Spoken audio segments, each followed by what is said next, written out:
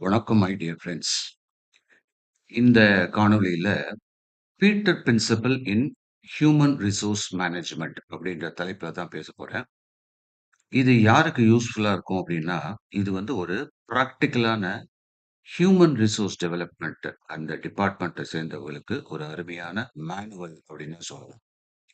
இது மேனுஃபேக்சரிங் யூனிட்ஸ்ல technical teams, management ட்ரெய்னிஸை கையாளக்கூடிய ஹியூமன் ரிசோர்ஸ் டிபார்ட்மெண்ட், அதுக்கப்புறம் even employees, employers and management trainees அத்தனை பேருக்கும் இது வந்து தெரிஞ்சுக்கக்கூடிய ஒரு முக்கியமான ஒரு விஷயம். அதாவது பீட்டர் பிரின்சிபல் அப்படிங்கிறது என்னன்னா, Peter principle states that employees are often promoted based on their success in the present job until they reach a position where they may no longer be competent. அதாவது இப்ப பீட்டர் பிரின்சிபல் அப்படின்றது எடுத்துக்கிட்டோம்னா, இது ஒரு கம்பெனில employees promote பண்ணிட்டே இருக்காங்க.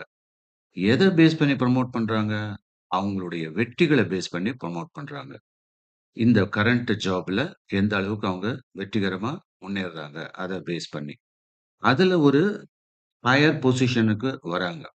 ஆனா, அந்த ஹையர் பொசிஷன்ல ஓரளவுக்கு மேல அவங்களால தன்னுடைய திறமைய வெளிக்காட்ட முடியாது. அந்த லெவல் வரையிலும். இது வந்து எப்படின்னா, ஏணி மேல ஏறிக்கிட்டே இருக்கும். அவங்க கம்பிட்டன்சி லெவல். ஒவ்வொருத்தருக்கும் ஒரு உயரம் இருக்கு இல்லையா? இந்த உயரம் வரையிலும் அவங்களால வளர முடியும். அதுக்கப்புறம் இதே திறமையோடையே அவங்கள மேல மேல எடுத்துட்டு போறதுங்கிறது லாஜிக்கா சரி இருக்காது. அத பத்தி தான் நாம இப்போ டிஸ்கஸ் பண்ண போறோம். இப்போ நாம இதோட மீனிங் என்ன அப்படின்றத ரொம்ப சிம்பிள் லாங்குவேஜ்ல பார்க்கலாம். ஆ பல ஆர்கனைசேஷன்ல ஒரு பர்ட்டிகுலர் நபர ப்ரமோட் பண்ணிக்கிட்டே இருக்கும். எதனால? அவங்க வந்து கரண்ட் ரோல் நல்லா பண்றாங்க. அதோட இல்லாம ஹையர் ரோல்ல அவங்க வரப்போ, சில வித்தியாசமான ஸ்கில் செட் தேவைப்படுது. அதாவது லீடர்ஷிப் வேணும், பிளானிங் வேணும், டெலிகேஷன் வேணும், கம்யூனிகேஷன் நல்லா இருக்கணும், டாக்குமென்டேஷன் அண்ட் டெசிஷன் மேக்கிங் இதெல்லாம் முக்கியமான திறமைகளாக எதிர்பார்க்கப்படுகிறது ஒரு மேனேஜருக்கு. அப்போ a good worker does not automatically become a good supervisor. ஒரு நல்ல ஒர்க்கர் வந்து ஆட்டோமேட்டிக்காவே நல்ல சூப்பர்வைசரா ஆயிடுவார்ன்னு சொல்ல முடியாது. A good chemist does not automatically become a good QC manager. ஒரு கெமிஸ்ட்டுக்கு எப்படி டெஸ்ட் பண்றது, எப்படி அனலைஸ் பண்றது, இந்த பேசிக்கான திறமையெல்லாம் இருந்தாலும், அவர போய் இம்மீடியட்டா நம்ம ஒரு QC மேனேஜரா உருவாக்கிட முடியாது. அப்போ example in a paint manufacturing unit அப்படின்னு பார்த்தா, இப்போ ஒரு கெமிஸ்ட் லேபரட்டரி ஒர்க்ல நல்ல எக்ஸலன்ட்டா இருக்கலாம். ஷேட் மேட்சிங் பிரமாதமா பண்ணலாம். பேட்ச் டெஸ்டிங்லாம் அக்யூரேட்டா பண்ணலாம். அதே மாரி ரா மெட்டீரியல் செக்கிங்கும் பக்காவா பண்ணலாம். இந்த பெர்ஃபார்மன்ஸ பேஸ் பண்ணி கம்பெனி வந்து அவங்கள ஒரு QC மேனேஜரா உருவாக்கலாம். இப்போ current role and higher role அப்படின்னு வச்சுப்போம். இப்ப டெஸ்டிங் ஆஃப் ரா மெட்டீரியல்ஸ் உடனே நம்ம என்ன பண்றோம்? அவரு நல்லா பண்றாரா? ஓகே. அவர வந்து ஒரு மேனேஜரா மாத்துவோம் QC டீமுக்கு. ஸோ மேனேஜர் QC இல்லாட்டா குவாலிட்டி கண்ட்ரோல் மேனேஜர்ன்னு உருவாக்குறோம். அதே மாரி ஷேட் மேட்சிங் நல்லா பண்றாருன்னா, உடனே நம்ம என்ன பண்றோம்? ஹையர் ரோல்ல அ அவரு வந்து கஸ்டமர் கம்ப்ளைண்ட்ல நல்லா ஹேண்டில் பண்ண முடியும் அப்படின்ற மாரி எடுத்துட்டு போறோம். பேட்ச் கரெக்ஷன் பண்றாரு அப்படின்னா, அவரு வந்து புரொடக்ஷன் அண்ட் பர்ச்சேஸ நல்லா கோஆர்டினேட் பண்ண முடியும் அப்படின்ற லெவலுக்கு அவர எலிவேட் பண்றோம். மெயின்டெய்னிங் டெஸ்ட் ரெக்கார்ட்ஸ்லாம் பக்காவா மெயின்டெயின் பண்றாரு. உடனே நாம என்ன பண்றோம்? ஓகே. இவர வந்து சிஸ்டம் மேனேஜ்மென்ட்டுக்கும், SOP அதாவது ஸ்டாண்டர்ட் ஆப்பரேட்டிங் ப்ரொசீஜர் அத எழுதுறதுக்கும், குவாலிட்டி ஸ்டாண்டர்ட்ஸ மெயின்டெயின் பண்றதுக்கும் அவர யூஸ் பண்ணிக்கலாம். அதுக்கப்புறம் ஃபாலோயிங் இன்ஸ்ட்ரக்ஷன்ஸ் குடுக்குற இன்ஸ்ட்ரக்ஷன பக்காவா ஃபாலோ பண்றாரு. இப்ப இவரு வந்து முக்கியமான டெசிஷன்ஸ் எல்லாம் ஒரு கிரைசிஸ் நடக்கிற டயத்துல இவர எடுக்க வைக்கலாம் அப்படின்ற லெவல்ல நாம இந்த ப்ரமோட்டட் பெர்சன டெக்னிக்கலி ஸ்ட்ராங் அப்படி இருந்தாலும், ஆனா பீப்பிள் மேனேஜ்மென்ட்ல வீக் ஆகவும், அதே மாரி டெசிஷன் எடுக்க முடியாத நிலைமையில இருந்தா, அவரு என்னதான் டெக்னிக்கலி காம்பிட்டன்ட் பெர்சனா இருந்தாலும், மேனேஜர் பொசிஷனுக்கு வந்தோனே, அவரு இந்த நியூ ரோல்ல ரொம்பவே ஸ்ட்ரகிள் பண்ணுவாரு. இதுதான் ஒரு practical example of Peter principle. இது புரியும்னு நெனைக்கிறேன் உங்களுக்கு. இப்போ வை பீட்டர் பிரின்சிபல் ஹேப்பன்ஸ் எதனால இந்த பீட்டர் பிரின்சிபல் நடக்குது அப்படின்னு பார்த்தா, promotion is given only for long service and loyalty. முக்காவாசி கம்பெனில ப்ரமோஷன்ஸு இவர் ரொம்ப லாயலா இருக்காருப்பா. ரொம்ப நாளா ஒர்க் பண்றாரு. அதனால இவர மேனேஜரா ஆக்கலாம். அப்படின்ற ஒரு முடிவுக்கு வரதுனால இந்த பிரச்சனை வருது. அதே மாரி technical skill is mistaken for managerial ability. So டெக்னிக்கலா இப்போ லேபரட்டரி ஸ்கில் இல்லாட்டினா சாஃப்ட்வேர் ஸ்கில் அப்படி இருக்கு, நல்லா பண்றாரு அப்படின்றதுக்காக அவர மேனேஜரா உருவாக்கணும்னு நெனைக்கிறதும் கொஞ்சம் பிரச்சனையாயிடுது. அடுத்தது no formal promotion assessment is conducted. அவருக்கு வந்து ஒரு ஃபார்மலான அசஸ்மென்ட், புரமோஷன் அசஸ்மென்ட் சரியான முறையில நம்ம கண்டக்ட் பண்ணாதனால இந்த பீட்டர் பிரின்சிபல் நடக்குது. No training is given before promotion. ஒரு புரமோஷன் தரோம்னா, அதுக்கு முன்னாடி ட்ரெய்னிங் அவசியம். அந்த மாரி ட்ரெய்னிங் குடுக்கலன்னா, இந்த பீட்டர் பிரின்சிபல் நியூ ரோல்ல நடக்கிறதுக்கு வாய்ப்பு இருக்கு. The company does not define clear KRA and KPI. So இந்த KRA, KPIய நியூ ரோல்ல கம்பெனி சரியான முறையில விளக்கம் குடுக்கல. அதனால இந்த பிரச்சனை வரும். அதுக்கப்புறம் the employee is not giving any is given mentoring and transition support. So employee இப்ப நம்ம வந்து ஒரு அ சாதாரண ஒரு ஊழியர, எம்ப்ளாயிய ஒரு மேனேஜர் லெவல்ல உருவாக்குறோம் அப்படின்னா, அவருக்கு ப்ராப்பரான கவுன்சிலிங், மென்டாரிங், அதுக்கான டிரான்சிஷன் ட்ரெய்னிங் சப்போர்ட்லாம் சரியா குடுக்கலன்னா, இந்த பீட்டர் பிரின்சிபல் நிகழ்றதுக்கு சான்ஸ் இருக்கு. அடுத்தது ஹெச்ஆர் அசஸ்மென்ட் பிஃபோர் புரமோஷன். ஒரு புரமோஷன் குடுக்குறோம் அப்படின்னா, அதுக்கு முன்னாடி அசஸ்மென்ட்ன்றது ரொம்ப அவசியம். அசஸ்மென்ட் ஏரியாலாம் என்னென்ன அப்படின்னு பார்த்தா, technical knowledge, leadership, communication, discipline, decision making, emotional maturity and learning capacity. So இத்தன ஏரியாலயும் அவரு சரியான முறையில இருக்காரா? அப்படின்றத ஹெச்ஆர் மேனேஜ்மென்ட் செக் பண்ணணும். இப்ப டெக்னிக்கல் நாலேட்ஜ்னா, இந்த பெர்சன் வந்து இந்த பர்ட்டிகுலர் ரெஸ்பான்சிபிலிட்டிய இண்டிபெண்டன்ட்டா ஹேண்டில் பண்ண முடியுதா? அடுத்தது லீடர்ஷிப். அவரு வந்து தன்னோட ஜூனியர்ஸ், ஆப்பரேட்டர்ஸ், ட்ரெய்னீஸ் இவங்களெல்லாம் ப்ராப்பரா கைட் பண்ண முடியுதா? ஏன்னா சில பேருக்கு அவங்க வேலைய நல்லா பண்ணுவாங்க. ஆனா இன்னொருத்தருக்கு சொல்லி தர்றதுக்கு அவங்களுக்கு தெரியாது. அதுதான் அது இல்லன்னா லீடர்ஷிப் இல்லன்னு அர்த்தம். கம்யூனிகேஷன் அதே மாரி சரியான முறையில கம்யூனிகேஷன் அவங்களுக்கு இருக்காது. அந்த கம்யூனிகேஷன் ஸ்டைல், எஃபெக்டிவ் கம்யூனிகேஷன் அவங்களுக்கு இருக்காது. அப்போ இந்த மாரியான ஒரு நபர நீங்க வந்து வெளியில கம்யூனிகேஷன் பண்றதுக்கு இமெயில்லயும், WhatsAppலயும் இல்லாட்டினாக்கா ஒரு கான்ஃபரன்ஸ்லயும் கம்யூனிகேஷன் ஸ்கில் இல்லாத ஆட்கள அனுப்பிச்சீங்கன்னா, அது வந்து உங்களுடைய கம்பெனியோட இமேஜையும் ஸ்பாயில் பண்ணும். அதுக்கு அடுத்தது டிசிப்ளின். இந்த டிசிப்ளின் அப்படிங்கிறது மறுபடியும் கம்யூனிகேஷனுக்கு வரேன். இந்த கம்யூனிகேஷன்றது எக்ஸ்டர்னல் கம்யூனிகேஷன்றதான்னு இல்ல. Internal communication also. அப்போ உள்ளுக்குள்ள ஒரு டிபார்ட்மெண்ட் டூ ஒரு டிபார்ட்மெண்ட் இல்லாட்டினா டிபார்ட்மெண்ட்டுக்குள்ளேயே தன்னுடைய டீம் மெம்பர்ஸ்ட்ட சரியான முறையில அவரு அ கம்யூனிகேட் பண்ண முடியுதா? அதுதான் ரொம்ப முக்கியமான ஒரு ஸ்கில் செட். இது மேனேஜருக்கு அவசியம். அதே மாரி டிசிப்ளின். ஒரு பெர்சன் வந்து பக்காவா டாக்குமென்டேஷன மெயின்டெயின் பண்ணணும். ஒரு மேனேஜர்ன்னு சொல்லக்கூடியவரு டாக்குமென்டேஷன் பெர்ஃபெக்ட்டா பண்ணணும். எஸ்ஓபி அதாவது ஸ்டாண்டர்ட் ஆப்பரேட்டிங் ப்ரொசீஜர் அந்த ரெக்கார்ட்ஸு இத கிரியேட் பண்ணவும் தெரியணும். மெயின்டெயின் பண்ணவும் தெரியணும். அதே மாரி டெசிஷன் மேக்கிங். ஒரு பெர்சன் என்னன்னா, டைம்லி டிசிஷன் எடுக்கலன்னா, he is unfit to be a manager. So, கிரிட்டிக்கலான சிச்சுவேஷன்லயும் சரி, இல்லாட்டா ஒரு இம்பார்ட்டன்ட் இஷ்யூ, குவாலிட்டி ப்ராப்ளம் வந்துருச்சு, இல்லாட்டா புரொடக்ஷன்ல ஒரு டெக்னிக்கல் இஷ்யூ, அந்த டயத்துல ஒரு டைம்லி டிசிஷன் எடுக்க தெரியலனாக்கா, அவரு வந்து மேனேஜரா இருக்க முடியாது. இதெல்லாம் தாண்டி எமோஷனல் மெச்சூரிட்டி அப்படிங்கிறது ரொம்ப ரொம்ப முக்கியமானது. ஸோ, இவரு வந்து ஒரு பிரஷர்ல அ மத்தவங்கள ப்ளேம் பண்ணாம, எமோஷன்ல பேலன்ஸ்டா அவரால டீல் பண்ண முடியுதா? ஒரு கஸ்டமர் கம்ப்ளைண்ட் வருது. ஃபோன்ல சொல்றாங்க.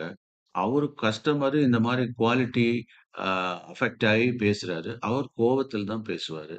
அவர எப்படி டாலரன்ட்டா, பொறுமையோட ஹேண்டில் பண்ணணும், கையாள தெரியல அப்டின்னாக்கா, அவரு ஒரு எஃபெக்டிவ் மேனேஜரா இருக்க முடியாது. நீங்க பார்க்கலாம் பல இடத்துல ஈவன் சாதாரணமா ஒரு ஹோட்டல்ல கூட வர கிளையன்ட், வர கஸ்டமரு அவர் என்ன பண்ணுவாங்கன்னா, ஏதாவது கோவப்பட்டார்ன்னா, அத சாந்தப்படுத்துறதுக்கு எப்படி அப்படிங்கிறத அங்க உள்ள ச மேனேஜரோ, சர்வரோ அந்த லெவல்ல அவங்களுக்கு தெரிஞ்சிருக்கும். சர்வர்ட்டேருந்து அந்த அளவுக்கு எதிர்பார்க்க முடியாது. ஆனா ஹோட்டல்ல சர்வர்ட்ட கூட எதிர்பார்க்குறாங்க இல்லையா? ப்ளசன்ட்டா இருக்கணும்னு சொல்லிட்டு. அதனால அந்த எமோஷனல் மெச்சூரிட்டிங்கிறது ரொம்ப ரொம்ப முக்கியம். தவறு இருந்தா, அதுக்கான மன்னிப்பு கேட்டுக்கிட்டு, கரெக்ட் பண்றோம் அப்படின்னு புத்திசாலித்தனமா, அந்த சிச்சுவேஷன் எப்படி ஹேண்டில் பண்றாங்கங்கிறது ரொம்ப முக்கியம். இவங்க கஸ்டமர் தான் கோவப்படுறாங்களேன்னு சொல்லிட்டு, இவங்களும் கோவப்பட்டா, நாம கஸ்டமர இழக்கிறதுக்கு வாய்ப்புகள் அதிகம். அதனால ஒரு மேனேஜர் அப்படிங்கிறது, எல்லா சிச்சுவேஷனையும் மேனேஜ் பண்ணக்கூடியவர் தான் manager. Otherwise he becomes damager to the company. Learning capacity அதே மாரி இந்த நியூ ரோல்ல இப்போ ஒரு சாதாரண ஒரு தொழிலாளிய, இல்லாட்டினா ஒர்க் பண்ணிட்டு இருக்கக்கூடிய ஒருத்தர மேனேஜர் லெவல்ல நம்ம எலிவேட் பண்ணோம்னா, அந்த ஹையர் ரோலோட ரெஸ்பான்சிபிலிட்டி என்ன? அப்படின்றத புரிஞ்சுக்கணும். ஆக்சுவலா மேனேஜர்லயே பார்த்தீங்கன்னா 2 விதமா சொல்லுவாங்க. Hands on manager, hands off manager. சில மேனேஜர்ஸ் எல்லாம் வந்து பார்த்தீங்கன்னா, எதுவுமே பட்டுக்காம, எதையுமே கையில தொடாம, இன்னொருத்தர வச்சே அப்படியே பண்ணணும்னு நெனைப்பாங்க. அவங்க பேரு ஹேண்ட்ஸ் ஆஃப் மேனேஜர். அத கை விட்டுட்டு எதுலயுமே இன்வால்வ் ஆகாம தூரத்துல நின்னுட்டு, அத பண்ணு, இத பண்ணுன்னு சொல்லிட்டு இருப்பாங்க. ஆனா, சில மேனேஜர் அதாவது ஹேண்ட்ஸ் ஆன் மேனேஜர்ன்றவங்க ஃபீல்டுல இறங்கி தோளோட தோள் உட்கார்ந்து அவங்களோட தன்னுடைய பணியாளர்களோட பழகி அந்த வேலைய வாங்கிடுவாங்க. அப்போ அந்த வேலை செய்றவங்களுக்கும் அந்த பளு தெரியாம இருக்கும். அந்த மாரியான மேனேஜர் பேரு ஹேண்ட்ஸ் ஆன் மேனேஜர் அப்படின்னு சொல்லுவோம். இப்போ இத்தன தகுதி இருக்காங்கிறத நம்ம செக் பண்ணாம, அப்படி இல்லன்னா எந்த இடத்துல வீக்கு அவரு அப்படிங்கிறத பார்த்து, அதுக்கு தகுந்த மாரி நம்ம ட்ரெய்னிங் குடுக்க வேண்டியது நம்ம கடமை. இப்போ இந்த பீட்டர் பிரின்சிபல எப்படி அவாய்ட் பண்றது? அதாவது இது வந்து நாம ப்ரமோஷன் குடுக்குறப்பயே ஒரு ரோல் பேஸ்டு ட்ரெய்னிங்க ப்ராப்பரா நம்ம டிசைன் பண்ணி குடுக்கணும். இல்லையா? ஈவன் இப்போ ஆ நம்மளுடைய உச்சபட்ச ஒரு பதவி அப்படின்னு சொல்லிட்டு prime minister of India, president of India இல்லாட்டினா எந்த கண்ட்ரி அப்படின்னா கூட, அவங்களுக்கும் ஸ்பெஷல் ட்ரெய்னிங் இருக்குன்றத மறக்க வேண்டாம். ஸோ, அதனால அந்தந்த பொசிஷனுக்கு இருக்கிறப்போ எப்படி ஹேண்ட் ஷேக் பண்ணணும், எப்படி வாக் பண்ணணும், எல்லாத்துலயுமே பக்கா ட்ரெய்னிங் இருக்குன்றத மறவாதீர்கள். இப்போ புரொபேஷன் பீரியட்ல புரமோட்டட் எம்ப்ளாயீஸ்க்கு கொஞ்ச நேரம் வைக்கணும். அதுக்கப்புறம் அசிஸ்டன்ட் லெவல் ரோல் குடுக்கலாம். டைரக்ட்டா மேனேஜர் லெவல்ல தூக்குறது அப்படிங்கிறத விட, இப்போ ஒரு புரொடக்ஷன் மேனேஜர் அவர் நல்லா வேலை செய்றாரு. புரொடக்ஷன் ஆஃபீசரா இருக்கப்போ, இல்லாட்டினா புரொடக்ஷன் அ ஸ்டாஃபா இருக்கிறப்போ நல்லா வேலை செய்வாரு. திடீர்னு அவர கூப்ட்டு, "இன்னையிலேருந்து நீ வந்து மேனேஜர்" அப்படின்னா, அவருக்கு தலைகால் புரியாது. அவரு என்ன பண்ணுவாரு, தான் செஞ்சுட்டு இருந்த வேலைய வுட்டுருவாரு. மத்தவங்களையும் வேலை செய்ய ஆ வேலை வாங்க தெரியாது சரியா. அப்ப அவரு தன்னுடைய கரண்ட் ரோல்ல ரொம்ப ஸ்ட்ரகிள் பண்ண ஆரம்பிச்சுருவாரு. இல்லையா? அப்ப நம்ம ஒரு எஃபிஷியன்ட் டெக்னிக்கல் ஹேண்டையும் இழந்துருவோம். ஃபார் இன்ஸ்டன்ஸ் இப்போ ஒரு சாஃப்ட்வேர்ல நல்ல புரோகிராமிங் பண்ணவர, நம்ம என்ன பண்றோம், சிஸ்டம் மேனேஜர்ன்னு போட்டீங்கன்னா, அதுக்கப்புறம் கோடிங் எழுதுறதே வுட்டுருவாரு. அது கம்பெனிக்கு லாஸ் இல்ல. ஸோ, அவருக்கு எது தகுதியா இருக்கு, எதுல நல்ல திறமைகள் இருக்குன்றத பார்த்து, அத பேஸ் பண்ணி தான் நம்ம எந்த ஒரு ப்ரமோஷனும் குடுக்கணும். ஸோ, டைரக்ட்டா இப்படி குடுக்கறத விட, ஒரு அசிஸ்டன்ட் மேனேஜர், ஒரு சூப்பர்வைசர் அப்படின்னு ஸ்டெப் பை ஸ்டெப்பா போனீங்கன்னா, அது ஈஸியா இருக்கும். அவரும் அந்த போஸ்டிங்க பழகுறதுக்கு ஈஸியா இருக்கும். இப்போ இந்த கேஆர்ஏ அண்ட் கேபிஐ அப்படிங்கிறது ரொம்ப ரொம்ப இம்பார்ட்டன்ட். அத நம்ம கிளியரா இண்டிகேட் பண்ணணும். இந்த கேஆர்ஏ என்றால் என்ன? கேபிஐ என்றால் என்ன? இத பத்தி நான் தெளிவா இன்னொரு காணொளியில பிரமாதமா பேசியிருக்கேன். அந்த லெக்சர்ஸ நீங்க ஃபாலோ பண்ணீங்கன்னா, இது என்னன்றது புரியும். அதுக்கு அடுத்தது ஆ இந்த ரிப்போர்ட்டிங் ரெஸ்பான்சிபிலிட்டீஸ அவங்களுக்கு தெரியப்படுத்தணும். அதுக்கு அடுத்தது மென்டாரிங் நம்ம சரியா பண்ணணும். சீனியர் மேனேஜர்ஸ வச்சு, கன்சல்டன்ட்ஸ வச்சு, அந்த மேனேஜர்ஸ ப்ராப்பரா நாம மென்டார் பண்ணணும், ட்ரெய்னிங் பண்ணணும். அதனால do not promote only based on seniority and loyalty. எனக்கு ரொம்ப நம்பிக்கையான பொண்ணுங்க, நம்பிக்கையான பையங்க அப்படின்னு சொல்லிட்டு நாம புரமோட் பண்ணோம்னா, அதுல இனெஃபிஷியன்சி தான் வெளியில வரும். அதனால அவங்களாலேயே சில டேமேஜ் வரதுக்கு வாய்ப்பு இருக்கு. ஸோ வெறுமனே சீனியாரிட்டியும், லாயல்ட்டியும் மட்டும் புரமோஷனுக்கு ஒரு பாராமீட்டர் கிடையாது. Provide technical career growth. Without forcing everyone into management. எல்லாரையுமே மேனேஜ்மென்ட்டுக்குள்ள எடுத்துட்டு வரணும்னு அவசியம் இல்ல. சாதாரண ஆப்பரேட்டராவே வச்சு, அவருக்கு சேலரில உயர்வு பண்ணி, அவர் தொழில் மூலியமா பிரமாதமா வரதுக்கு ஏற்பாடு பண்ணணும். ஏன்னா, எல்லா ஸ்கில்டு ஆர்டிசானுக்கும் மேனேஜரா உருவாகுறதுக்கு தெரியாது. ஸோ, அது அவங்களுக்கு சில பேருக்கு தான் வேலை செய்வாங்க. ஆனா, வேலை வாங்க தெரியாது. அந்த மாரி ஆட்கள நாம வந்து பிரமாதமா அ அந்த லெவல்லயே தான் மெயின்டெயின் பண்ணிட்டு போயிட்டு இருக்கணும். இப்போ ஒரு கார் வாங்குறோம்னு வச்சுக்கங்களேன். அந்த கார் டிரைவரு அவர் நல்லா ஓட்டுவார். அப்ப நல்லா ஓட்டக்கூடிய ஒரு 15 வருஷமா என்ட்ட டிரைவரா இருக்காருன்னு சொல்லிட்டு, நீங்க வந்து அவர கார் மெக்கானிக்கா மாத்த முடியுமா? சான்ஸே கிடையாது. இல்லையா? அவரு நல்ல டிரைவர். அந்த டிரைவர் ரோல தான் நல்லா பண்ணுவாரு. அவர்ட்ட வந்து கார் மெக்கானிசம் எப்படி பண்றது? ரிப்பேர் ஆயி போச்சுன்னா எப்படி சர்வீஸ் பண்றது? அப்படின்னு எதிர்பார்த்தா, என்ன நியாயங்க அது? ஸோ, அதனால அவரு கடைசி வரையிலும் கார் டிரைவர் தானா? பரவால்ல கார் டிரைவர். ஆனா ஊதியத்த உயர்த்தி குடுங்க. ஒண்ணும் தப்பு இல்லையே! அவர் லாயல்டியா இருக்காருன்னா, அவருக்கு அவருடைய அ வாழ்வாதாரத்தையும் இம்ப்ரூவ் பண்ணுங்க. பொருளாதாரம் மூலியமா வாழ்வாதாரத்த இம்ப்ரூவ் பண்ணலாமே! அத வந்து வெறுமனே புரமோஷன் குடுத்து தான் பண்ணணும் ஒண்ணும் அவசியமே கிடையாது. நான் சில பேருக்கெல்லாம் பார்த்துருக்கேன். பெரிய பெரிய ஆட்களுக்கே அ பெத்த படிச்சவங்களே என்ன பண்ணியிருக்காங்க, டிரைவரா இருந்திருக்காங்க. ஸோ அப்படிங்கிறப்போ டிரைவர்ன்றது எந்த ஒரு பணியும் வந்து இளக்காரமானது கிடையாது. ஸோ அதுல ஹையஸ்ட் ஸ்கில் செட்ல அவங்க இருக்காங்க அவ்வளவுதான். அதாவது குப்பை கொட்ட போறேன் அப்படின்னு தெரிஞ்சா கூட, அந்த குப்பை கொட்டுறதுல இவரு பிரமாதமா குப்பை கொட்டுறாரு அப்படிங்கிற ஒரு ஸ்டேட்டஸ் தான் நமக்கு இருக்கணும். எந்த தொழிலும் கீழானது கிடையாது. எல்லா தொழிலும் ஈக்குவலான தொழில் தான். அதுக்கு அடுத்தது பெட்டர் ப்ரமோஷன் பாத். இப்போ கெமிஸ்ட்ரி படிச்சவங்க லெவல்ல நான் சொல்லணும்னா, ஆ கெமிஸ்ட்டா ஒருத்தர் ஜாயின் பண்றாரு. அவருக்கு நெக்ஸ்ட் சீனியர் கெமிஸ்ட் அப்படின்ற ஒரு புரமோஷன் குடுக்கலாம். Next assistant QC incharge. அதுக்கப்புறம் கியூசி இன்சார்ஜ். அதுக்கப்புறம் கியூசி மேனேஜர்ன்னு குடுத்தா, அப்ப அவரு ஸ்டெப் பை ஸ்டெப்பா ஒவ்வொரு சிச்சுவேஷன்லயும் தன்ன தானே எக்யூப் பண்ணிக்கிறதுக்கு நெறைய சான்ஸஸ் உருவாகும். அத விட்டுட்டு, நம்ம நேத்து வரையிலும் கெமிஸ்ட்டா இருந்தவரு, இன்னையிலேருந்து அவர் தான்பா மேனேஜர் கியூசின்னா, தலையும் புரியாது, வாலும் புரியாது. அவருக்கும் தெரியாது. பல விஷயங்கள்ல அது குழப்படி தான் வரும்.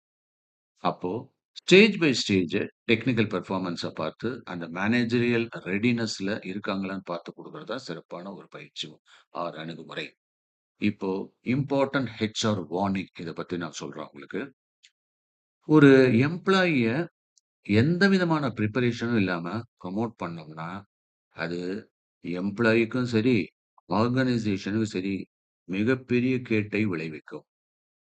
ஏன் அப்டின்னா, இந்த எம்ப்ளாயி அவருக்கு குடுக்கப்பட்ட அந்த நியூ போஸ்டிங் அதாவது மேனேஜரியல் பொசிஷன் அதுல வந்து திறமையாக செயல்படுவதற்கு சான்ஸ் இல்லாம போயிடும்.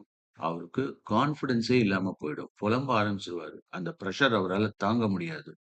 அதே டயத்துல அந்த டீமும் அவருக்கு கீழ வொர்க் பண்ணக்கூடிய டீமும் சரியான முறையில இவரு வேல வாங்காததுனால, அவங்களும் திணறிட்டு இருப்பாங்க. அப்ப அந்த கம்பெனிக்கே புரொடக்டிவிட்டி லாஸ் வரதுக்கு நெறைய சான்ஸஸ் இருக்கு. இதுதான் நான் வந்து ஒரு முக்கியமான வார்னிங்கா குடுக்கலான்னு இந்த பகுதியில நானு அத ரெட் லெட்டர்லயே போட்டிருக்கேன். அதுக்கு அடுத்தது பெஸ்ட் ஹெச்ஆர் பிராக்டிஸ். இதுல பார்த்தீங்கன்னா, ஒரு புரமோஷன் அப்படிங்கிறது ஃபியூச்சர் ரோல் ரெக்வயர்மென்ட்க்கு தகுந்த மாரி மேட்ச் பண்ணணும். வெறுமனே ஏதோ ரிவார்ட் பாஸ்ட் பெர்ஃபார்மன்ஸ் நல்லா பண்ணியிருக்காரு அப்படின்னு சொல்லிட்டு, அவருக்கு வந்து ரிவார்ட் குடுக்குற மாரி புரமோஷன குடுக்கக்கூடாது. ரிவார்ட் வேணா அவார்டா குடுங்க ஏதாவது. அடுத்தது some employees grow as technical specialist. சில பேரு டெக்னிக் வாழ்நாள் ஃபுல்லா டெக்னிக்கல் ஸ்பெஷலிஸ்ட்டாவே இருப்பாங்க. அந்த டெக்னிக்கல் ஸ்பெஷலிஸ்ட்ட அவர கடைசி வரையும் புரோகிராமர் பரவால்ல.